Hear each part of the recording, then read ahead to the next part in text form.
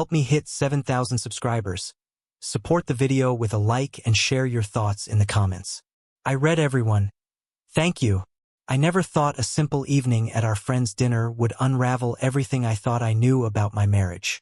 I'm Oliver, 33, and I've been married to Hannah for 7 years. On the surface, we were happy, the perfect life, at least by everyone else's standards. We had our cozy apartment in Bristol, weekend hikes in the countryside, and our little routines that made us feel grounded. I always thought marriage was about trust, love, and a shared understanding, even through the little annoyances. But apparently, even the tiniest joke can tip over years of stability. It started casually. Hannah, ever the joker, nudged me over dinner with a playful grin. Honestly, she said, laughing as she sipped her wine, my ex was bigger. My fork froze midair. I could feel the tension immediately, though everyone else seemed oblivious. I chuckled nervously, trying to pass it off as one of her absurd jokes. But the way her best friend, Lily, sitting next to me, suddenly leaned forward and whispered, "That's not true. Your husband is the best," sent a strange shiver down my spine. For a second, I didn't process what happened. I blinked. Lily's compliment wasn't just casual. It was pointed, warm, and surprisingly intimate. I smiled awkwardly, but inside, I felt my world shift. Hannah's laughter faltered, and the way she looked at both of us, I'd never seen that expression before. A flicker of shock, followed by something heavier, something like betrayal wrapped in disbelief. The room felt smaller even though it hadn't changed. I tried to make light of it. "Thanks, Lily. You're too kind," I said, shifting slightly in my chair. Hannah didn't respond. She just stared. Her fork paused mid-bite, eyes narrowing, a storm quietly brewing behind them. The conversation moved on, but I could feel the tension stretching like a rubber band, about to snap. That night, after everyone left, Hannah barely said goodnight.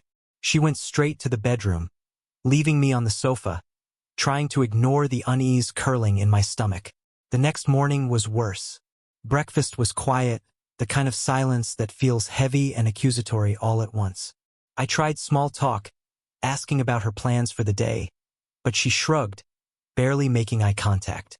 It felt like walking on a thin sheet of ice, each word potentially cracking the surface. Something had changed, and I couldn't shake it off. I had to know. Later that afternoon, as I tidied the living room, she came in, arms crossed. "About last night," she said, her voice flat. "Do you actually believe everything she says?" I hesitated. Should I say yes? Should I defend myself? I chose honesty, the only armor I had left. "I don't know what to believe," but it wasn't about her saying it. It was how it made you react. She didn't reply immediately. She just looked at me, eyes wide, a mix of hurt and something like fear, and then she walked away. Over the next few days, our home felt like a battlefield disguised as normal life. I noticed the small things first. The sighs as I passed by, the quiet withdrawal during conversations, the way her eyes would dart when Lily's name came up. I wasn't imagining it. It was real, and it was eating away at everything we'd built. If you've ever been in a situation where a small comment completely changed a relationship, comment below and share your experience. I'd love to hear your thoughts. I wanted to confront Hannah, but every time I opened my mouth, the right words refused to form. I felt frustrated, helpless, and strangely exposed. I started noticing patterns. The way she laughed less, how touch felt awkward, even mundane gestures seemed loaded. And then came the weekend dinner party invitation from Lily. My heart sank as I realized I couldn't avoid her without seeming paranoid. The night arrived. As soon as I walked into Lily's apartment, the air felt charged.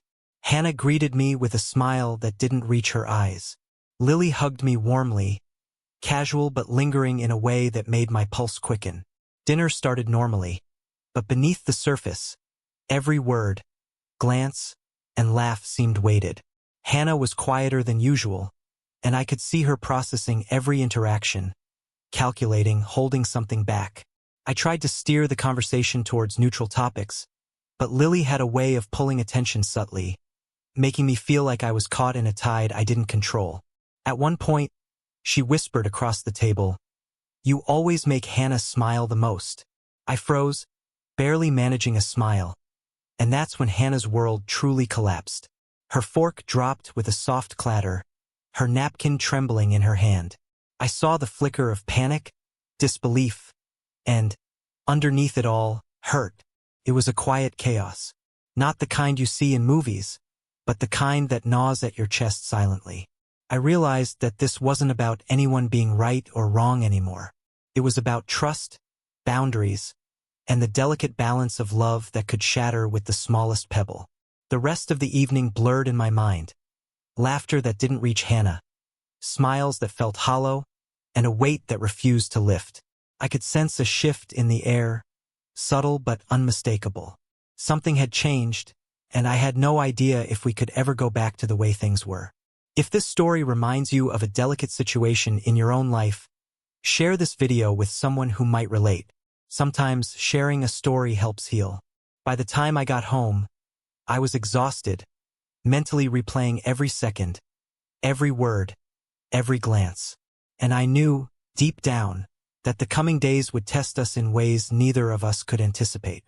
The next morning, I woke up to silence. Hannah was already gone, I guessed for work, though she didn't say goodbye. I sat on the edge of the bed, letting the events of the previous night sink in. The tension wasn't gone. If anything, it had multiplied overnight. Every glance, every word exchanged with Lily seemed magnified in my mind. I realized I was at a crossroads. I could either let the resentment fester or confront the reality head-on. Later that day, I found her in the living room scrolling through her phone, her face unreadable. I took a deep breath, trying to steady the mix of fear and determination in my chest.